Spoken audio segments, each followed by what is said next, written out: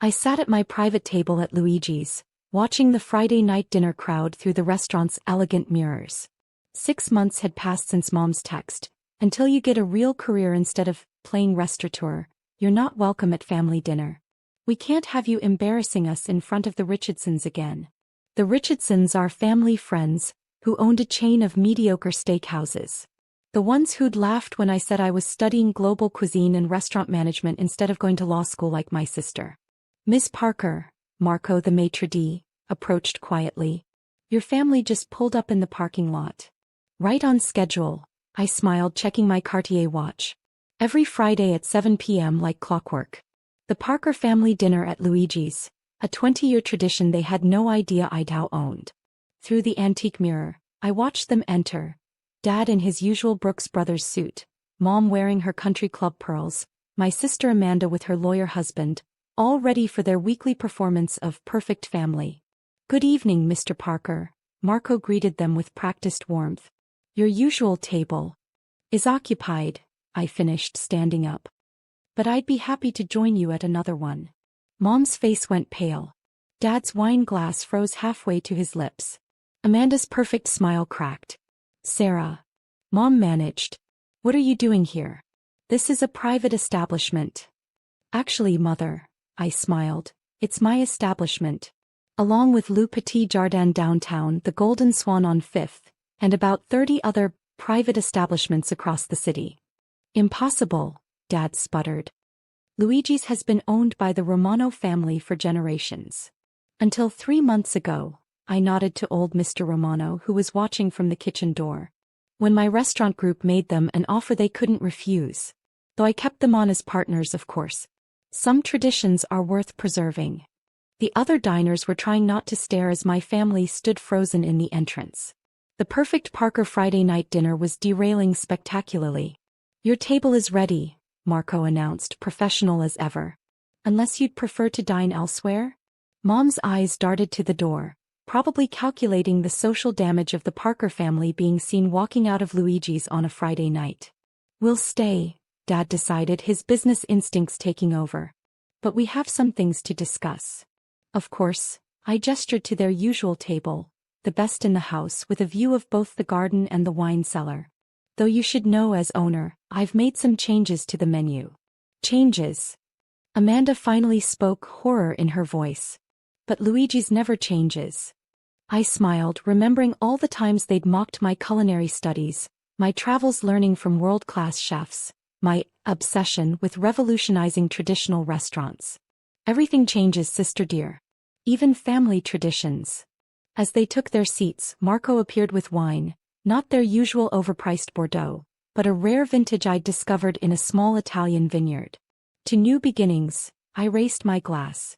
And to finally having a real career. Mom's hands shook as she reached for her menu. She was about to discover that her embarrassing daughter had done more than just buy their favorite restaurant. I'd reinvented it. And they were about to eat their words. The menu.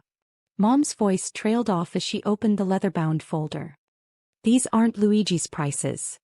They're my prices, I replied, watching Dad's face redden as he saw the new numbers. Turns out when you source ingredients directly from Italian artisans and employ Michelin-starred chefs, you can charge accordingly. Michelin-starred? Amanda scoffed. Luigi's is a family restaurant. I corrected, nodding to Marco. Show them.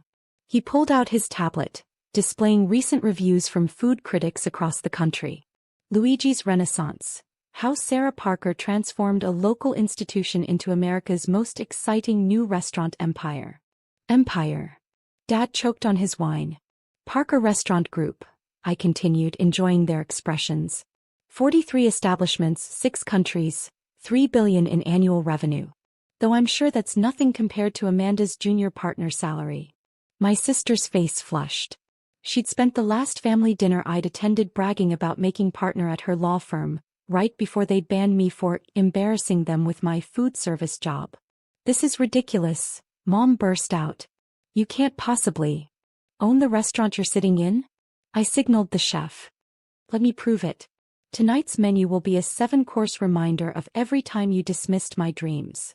The first course arrived, A deconstructed version of the pasta dish I'd tried to cook for them the night they kicked me out of family dinner. Course 1, rejection, I announced. Handmade black truffle pasta with gold leaf, inspired by the meal Mom threw in the trash because it wasn't proper dinner party food. Sarah, Dad started, but I cut him off. Course 2 will be here shortly. I call it disappointment, Wagyu beef carpaccio, reminiscent of the time you said I was butchering my future like I was butchering meat. Amanda stared at her plate, probably remembering how she'd laughed when I enrolled in culinary school. Your old menu items are still available, I added. But they're now listed under traditional choices for traditional minds. Mom's hands shook as she reached for her wine. Why are you doing this? Because 6 months ago you said I wasn't welcome at family dinner. Now you're eating at my table in my restaurant, surrounded by the success you said I'd never achieve. The second course arrived, each plate a work of art. The critics called this dish revolutionary, I noted. The same word you used, Dad, though you added stupid before it. We were trying to protect you, he muttered. No, you were trying to control me. To force me into your narrow definition of success. I took a sip of wine. How's that working out? Marco appeared with a folder. The latest acquisition papers, Ms. Parker. The Richardson Restaurant Group accepted your offer. Mom's fork clattered against her plate. The Richardsons, their favorite successful family, had just sold their steakhouse chain to their embarrassing daughter. You bought their restaurants? Amanda whispered. I bought everything, I smiled. Their restaurants, their recipes, their real estate.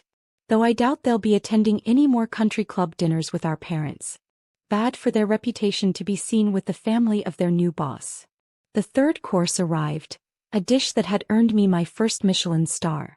I call this one redemption, I said softly. Though you might call it, be careful who you ban from dinner. Course 4, legacy, I announced as servers presented the next dish. A modern interpretation of Luigi's original recipes, proof that tradition and innovation can coexist. Unlike family and pride apparently. The artfully plated dishes sat untouched as my family struggled to digest something far harder than food, the reality that their embarrassing daughter now owned not just their favorite restaurant, but an entire culinary empire. The wine, Dad said suddenly, staring at his glass. This isn't from Luigi's cellar. No, I agreed. It's from my vineyard in Tuscany. The one I bought last year while you were telling everyone I was finding myself in Europe. Mom's hand flew to her pearls. Vineyard. Among other things. I gestured to Marco, who presented another folder. The Parker Restaurant Group portfolio. Restaurants, wineries, cooking schools, food tech startups. Even a few food-focused streaming series. The New York Times called us the most innovative force in global cuisine. Amanda flipped through the pages, her lawyer's eyes widening at the numbers. This is billions. 3.7 as of this morning, I confirmed. Though that's probably not impressive to someone with a real career. The fifth course arrived, a dish that had won International Chef of the Year. I call this one silent treatment, I said. Inspired by the 6 months you spent pretending I didn't exist. We weren't pretending, Mom protested weakly. We were sending a message. Oh, I got the message. Loud and clear. And now I'm sending one back. I nodded to Marco, who unveiled the sixth course. This dish just won Best Innovation at the Global Restaurant Awards. They're calling it revolutionary. Sound familiar, Dad? He flinched, remembering his words. This revolutionary nonsense will lead nowhere. Sarah, Amanda tried, we were all just worried about pie future. I laughed. While you were worrying, I was building. Every time you excluded me from family dinner, I was opening another restaurant. Every time you told your friends I was finding myself, I was finding success. The final course arrived, a deconstructed version of the tiramisu Mom used to make for special occasions. Course 7, remember, I announced. A reminder of when family meant more than status. Before success was measured by law degrees and country club memberships.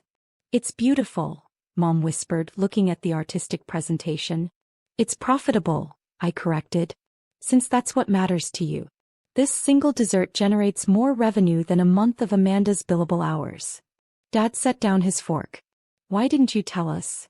Tell you. I raised an eyebrow. Like you told me I wasn't welcome at dinner?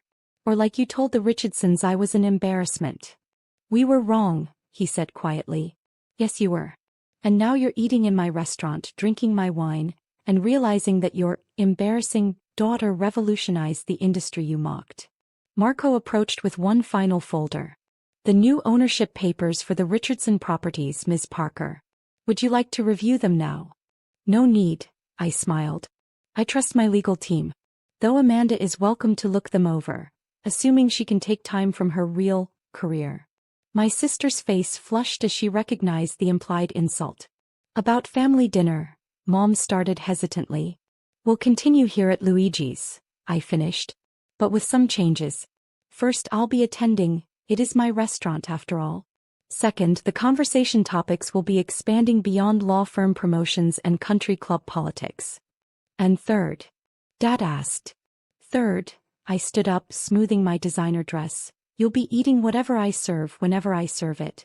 Consider it making up for all the dinners you banned me from. I signaled Marco to bring the check, not that they'd be paying. Oh, and one more thing. The Richardsons' going-away party next week? It's being held here. They specifically requested that their new boss attend. You're hosting their party? Mom looked horrified. No, Mother. I'm not hosting anything. I own everything. There's a difference. I headed for the door, then turned back. Next Friday, same time. Don't be late. The new menu waits for no one, not even family. As I left, I heard Amanda ask for a job application. Dad was quietly calculating the value of my empire. And Mom? Mom was probably already drafting texts to her country club friends about her daughter's surprising success. But success isn't surprising when you're willing to bet on yourself, even when family won't. Sometimes getting banned from dinner is just the appetizer before a feast of your own making.